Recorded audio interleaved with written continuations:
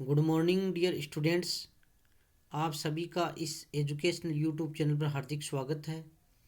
प्रिय विद्यार्थियों, आज हम वैदिक काल से संबंधित महत्वपूर्ण प्रश्न उनकी चर्चा करेंगे। सर्वप्रथम तो ये है, ध्यान में रखना आवश्यक है कि वैदिक काल का समय कितना है। तो वैदिक काल का जो समय है, तिथि है, टाइम है, वो है 1500 ईसा पूर्व से 600 ईसा पूर्व। वैदिक काल को भी दो भागों में बांटा जाता है, ऋग्वैदिक काल और उत्तर वैदिक काल। दोनों को सम्मिलित रूप वैदिक काल कहलाता है। तो इसमें लगभग निश्चित रूप से क्वेश्चन आता है, वेद से संबंधित एक या दो प्रश्न आते हैं एग्जाम्स में। तो वेद, सबसे पहले तो हम ऋग्वेद पढ़ेंगे, लेकिन ऋग्वेद से पहले आपको वेदों के बारे में दो तीन बातें हैं वो ध्यान में रखनी है। वेद, तो वेदों की संख्या 4 है, ऋग्वेद, यजुर्वेद, सामवेद तथा अथर्ववेद।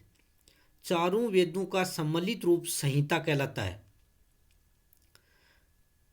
यह भी आ सकता है कि वेदों को श्रुति क्यों कहा जाता है। श्रवण परंपरा में सुरक्षित होने के कारण वेदों को श्रुति भी कहा जाता है। उसके बाद में है ऋग्वेद। तो सबसे प्राचीन वेद है ऋग्वेद। ऋग्वेद में कुल 10 मंडल व 1028 सूक्त हैं और ऋग्वेद में मंत्रों से संबंधित उदाहरण हैं। तो ये ध्यान में रखना कि 10 मंडल हैं, 1028 सूक्त हैं और ऋग्वेद है ये छंदों और चरणों से युक्त इनमें मंत्र हैं। और ऋग्वेद की रचना काल माना जाता है 1500 ईसा पूर्व से 1000 ईसा पूर्व के बीच मानी जाती है। इसे संबंधित परीक्षा में क्वेश्चन निश्चित रूप से आता है। सभा और समिति, इसके सभा और समिति ये जो है दो संस्थाएं थी जो कि वैदिक राज व्यवस्था में महत्वपूर्ण भूमिका निभाती थी। सभा यह वृद्ध व अभिजात लोगों की संस्था थी। समिति यह सामान्य जनता की प्रतिनिधि सभा थी। यह राजा पर नियंत्रण रखती थी, यानी दोनों के द्वारा राजा पर नियंत्रण रखा जाता था। आरण्यक, ऋषियों के द्वारा आरण्यक ग्रंथों की रचना वन में की गई थी, इसलिए इन्हें आरण्यक कहते हैं। यह ब्राह्मणों ग्रंथों के ही अंग हैं। इसमें जीवन के रहस्यों और दर्शन के बारे में चर्चा मिलती है। एक क्वेश्चन भी आया हुआ है, वैदिक देवताओं की अवधारणा।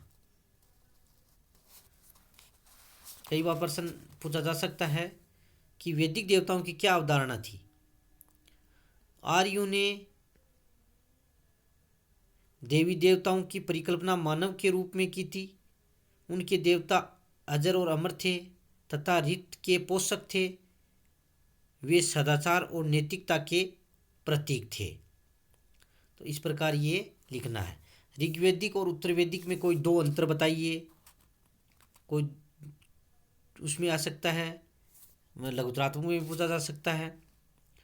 तो ऋग्वैदिक काल की अपेक्षा उत्तर वैदिक काल में स्त्रियों की दशा में गिरावट आ गई थी, यानी ऋग्वैदिक काल में स्त्रियों की स्थिति अच्छी थी और उत्तर वैदिक काल में स्त्रियों की स्थिति में गिरावट आई। ऋग्वैदिक काल के देवताओं में इंद्र, अग्नि, वरुण प्रमुख देवता थे, जबकि उत्तर वैदिक काल में प्रजापति, विष्णु और रुद्र थे। ऋग्वैदिक काल में यज्ञ विधि विधान सरल था, उत्तर वैदिक काल में इनमें जटिलता बढ़ गई थी। ऋग्वैदिक काल में जो वर्ण व्यवस्था थी उसका उल्लेख बहुत ही कम मिलता है और वो जटिल नहीं थी, लेकिन उत्तर वैदिक काल में वर्ण व्यवस्था स्पष्ट रूप से दिखाई देती है। तो ये जो 4-5 अंतर हैं आपको ध्यान में रखना है। पुरुषार्थ क्या है, कौन कौन से हैं। हिंदू शास्त्रकारों ने मनुष्य तथा समाज की उन्नति के लिए जो विधान प्रस्तुत किया उन्हें पुरुषार्थ कहते हैं। ये चार हैं: धर्म, अर्थ, काम और मोक्ष। पुनः लिख लीजिए, सुन लीजिए। धर्म, अर्थ, काम और मोक्ष। रीत की अवधारणा। वैदिक रीत की अवधारणा बताइए। रीत की अवधारणा क्या है? वैदिक रीत की अवधारणा को समझाइए। लघुतरात्मक प्रश्न भी पूछा जा सकता है, अति लघुतरात्मक प्रश्न भी आ सकता है। तो ये आपको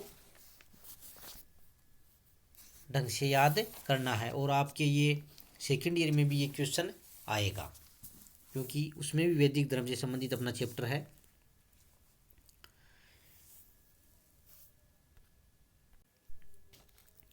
रीत का अर्थ है सत्य तथा अविनाशी सत्ता। वैदिक कालीन आर्य रीत को विश्वव्यापी नैतिक व्यवस्था मानते थे, जिसके अनुसार आचरण करना प्रत्येक आर्य का परम कर्तव्य था। आर्यों के देवता रीत के पोषक थे एवं रीत का पालन देवताओं के लिए भी अनिवार्य था। तो ये ध्यान में रखना है। दोबारा आप पुनः सुनिए।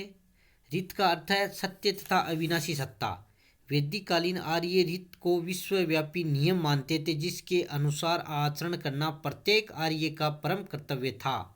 आर्यों के देवता रीत के पोषक थे एवं रीत का पालन देवताओं के लिए भी करना अनिवार्य था। तो इस प्रकार, और वरुण जो देवता है वो रीत के संयोजक के रूप में नैतिक व्यवस्था का नियामक भी था। सृष्टि की जो नियमितता है वह भौतिकता नैतिक व्यवस्था है, वो रीत कहलाती है। सामान्य शब्दों में हम कह सकते हैं कि सृष्टि की नियमितता व भौतिक तथा नैतिक व्यवस्था को रीत कहा गया है। तो ये आपको ध्यान में रखना है, लगभग ये क्वेश्चन आता रहता है। दासराज्य युद्ध कहाँ तथा किन के मध्य लड़ा गया? ऋग्वेद के 7वें मंडल में रावी नदी के तट पर दासराज्य युद्ध लड़ा गया। यानी ऋग्वेद के 7वें मंडल में हमें उल्लेख मिलता है कि रावी नदी के तट पर दासराज्य युद्ध लड़ा गया। यह युद्ध भरत वंश के राजा सुदास तथा अन्य 10 राजाओं के समूह के बीच हुआ था। ऋग्वेदिक काल के अगला क्वेश्चन है, ऋग्वेदिक काल में राजा के प्रमुख अधिकारी कौन कौन थे? प्रमुख रूप से 3 अधिकारी थे। पुरोहित राजा का मित्र, पथ प्रदर्शक और सहायक था। सेनानी सेना का प्रधान था और ग्रामणी गांव का मुखिया था। ऋग्वेदिक काल में ये 3 प्रमुख अधिकारी थे, राजा के सहयोगी के रूप में कार्य करते थे। 5 महायज्ञों के नाम लिखिए। ये भी क्वेश्चन आ सकता है। वैदिक जो आर्य थे वो 5 महायज्ञ भी करते थे, तो 5 के नाम आ सकते हैं। ब्रह्म यज्ञ, देव यज्ञ, पितृयज्ञ, अतिथि यज्ञ और भूत यज्ञ। ब्रह्म यज्ञ, देव यज्ञ, पितृयज्ञ, अतिथि यज्ञ और भूत यज्ञ।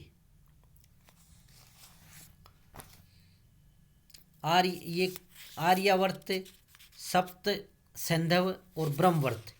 यानी आर्यावर्त क्या है? ये 2 नंबर वाले में क्वेश्चन पूछा जा सकता है। तीनों को आपको अच्छी तरीके से ध्यान में रखना है। आर्यावर्त हिमालय से विंध्य पर्वत तक तथा पूर्वी समुद्र से पश्चिमी समुद्र तक के संपूर्ण भाग को आर्यावर्त के नाम से जाना जाता था। सप्त सैंधव मुख्यतः ऋग्वेदिक आर्य सिंधु व उसकी सहायक नदियों के क्षेत्रों में रहते थे, जिसे सप्त सैंधव प्रदेश कहा जाता है।